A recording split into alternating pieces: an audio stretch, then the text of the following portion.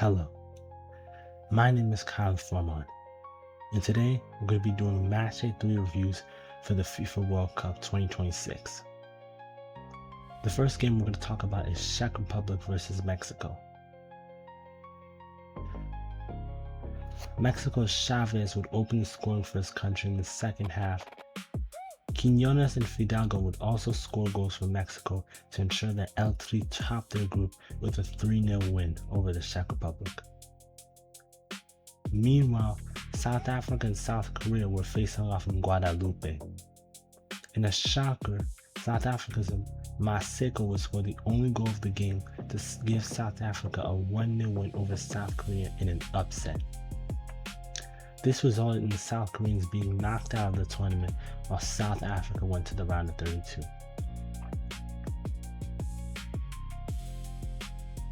In Group B, Switzerland would face off against Canada. The Swiss national teams Vargas and Manzaghi would get 2 goals in the second half. Promise David would score a consolation goal. However, Switzerland would win 2-1. Meanwhile, Bosnia and Herzegovina were facing Qatar. Bosnia's Ala Begovic would open the scoring, which was followed by an Abu Nana own goal. Qatar's Al Hadis would pull one back for his team, but Bosnia's Mamic would score to make the game 3-1, and the game would end that way. In Group C, Scotland would face Brazil and be the victims of a brace from Vinicius Jr. and a goal from Mateus Cunha to help the Seleção win 3-0. And then Morocco faced Haiti in what for me has to be the game of the tournament. Haiti's Lenny Joseph would score a backheeled goal that would be considered an own goal by FIFA as a result of a Yassine Bonu deflection, although for me, it's really Lenny Joseph's goal, which makes it Haiti's first World Cup goal in 52 years. Unfortunately, Achraf Hakimi would equalize. However, Lusson Isidore would score what has to be the goal of the tournament, and one of the best goals ever seen at the World Cup. From well outside the box, he struck the ball into the back of the net past Bonu, and that makes this Haiti's first World Cup goal in 52 years officially considered by FIFA. Shortly after Isidore's goal, however, Ismail Saibari of Morocco would equalize. And from then on, the Haitian defense would fall apart as the goals from Rahimi and Yassine gave Morocco a 4-2 win, although this performance by Haiti will be well remembered. In Group D, Turkey would face off against the United States. These were two contrasting teams. The co-host United States had already been secured a place in the knockouts, while Turkey had been eliminated. The United States trustee would open the scoring for his country early, although Arda Güler would score an equalizer. Yilmaz of Turkey would score to put his nation 2-1 up, although Berhalter would score in the second half to equalize again. However, as a result of sloppy defending, Turkey's Ayhan would score the winner for his team to give them their first World Cup win of the tournament, although it will be their only World Cup win of the tournament. During that match, Paraguay faced Australia and drew 0-0, ensuring that both teams went to the knockouts. In Group E, Curacao faced off against the Ivory Coast.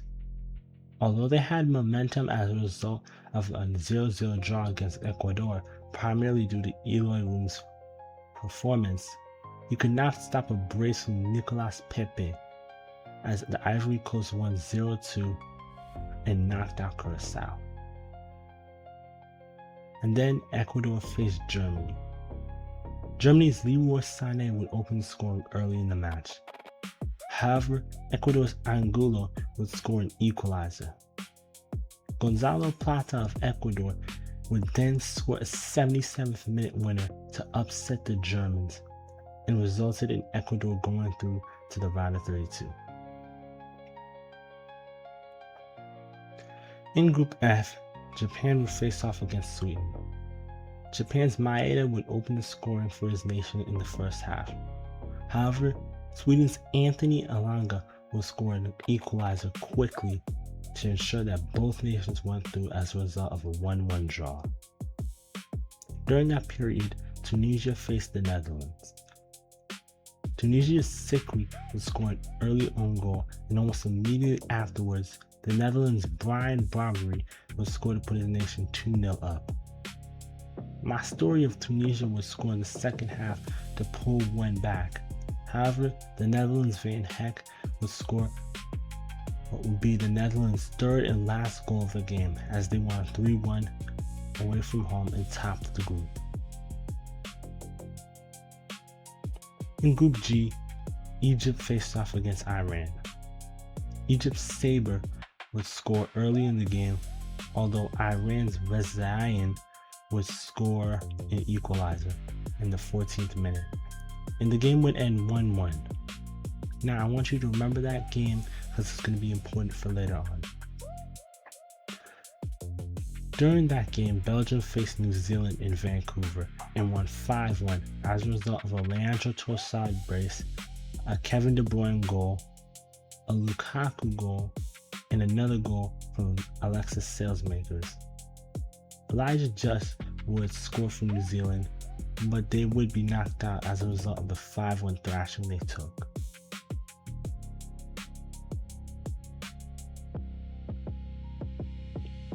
In Group F, Cape Verde would face Saudi Arabia and would pull off another upset.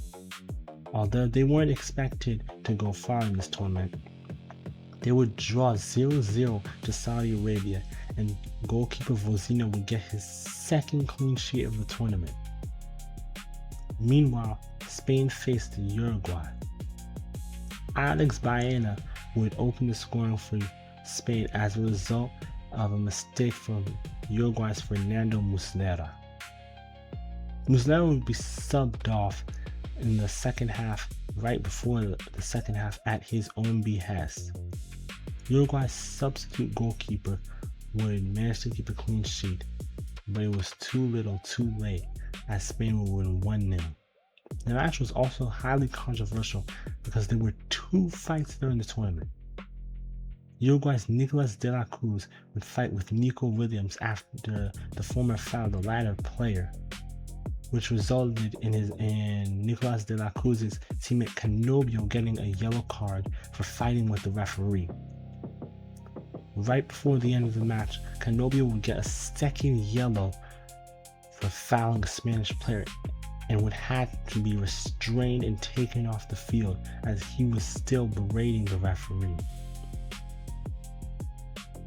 In Group I, Norway would face France in what was supposed to be one of the games of the tournament. However, it was relatively one-sided as Norway used their B team and rested players like Haaland and Odegaard. France's Ousmane Dembele would get a quick brace. Norway's Asgard would pull one back for his team. However, Dembele would complete his hat-trick, and France's Desiree Doué would score the fourth and the final goal of the game for France, as Les Bleus beat Norway 1-4. And then Senegal faced Iraq. Needing basically a miracle to get through to the round of 32, Senegal beat Iraq 5-0 as a result of a goal from Diarra, a goal from Ismail Assar, a brace from Pape Gouet, and another goal from Ndiaye in Toronto. This win helped Senegal get through just barely, while Iraq most certainly went out. In Group J, Jordan would face Argentina. Jordan had already been certain that they were going home. Sure enough, Argentina's Giovanni Lo Celso would score an early free kick in the game to put his nation 1-0 up. Lautaro Martinez would score a pen shortly afterwards. Although Jordan's Altamari would score to pull one back for his nation, Argentina's Lionel Messi came off the bench and scored another free kick to help his nation win 3-1 over Jordan. However, the real game to watch was the one between Algeria and Austria. Just to make this game make a little more sense, I'm going to give you a little context. Back in 1982, Algeria and Austria were drawn in the same group. Austria faced off against West Germany, and the West Germans won 1-0, purposely caused by Austria so they could get through to the next round and knock out Algeria, who were initially supposed to go through. As a result, there was a bit of bad blood between these teams as a result of the disgrace of Gijón. So this match would be crucial as Algeria needed at least a point to get through. Marko Arnautovic would open the scoring for Austria in the game. However, Algeria's Belgali would score an equalizer. Marcel Sabitzer would score in the second half for Austria.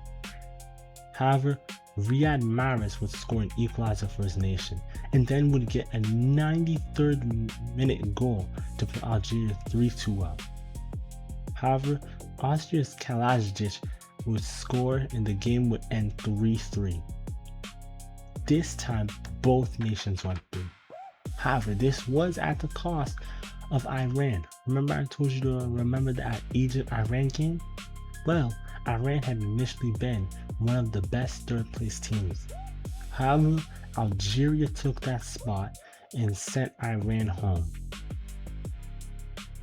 In Group K, Colombia would hold Portugal to a 0-0 draw, while DR Congo would beat Uzbekistan 3-1 thanks to a brace from Wissa, a goal from Maele to complete the comeback after Uzbekistan's Shumardov opened the scoring in Atlanta. Finally, we have Panama versus England and Croatia versus Ghana. After a 0-0 draw against Ghana, England's Jude Bellingham and Harry Kane would score 2 quick goals to give the English national team a 2-0 win over Panama, while Croatia faced off against Ghana. Sucic and Vlasic would score for Croatia. Lukasen would score for Ghana, although the Ghanaians would not win.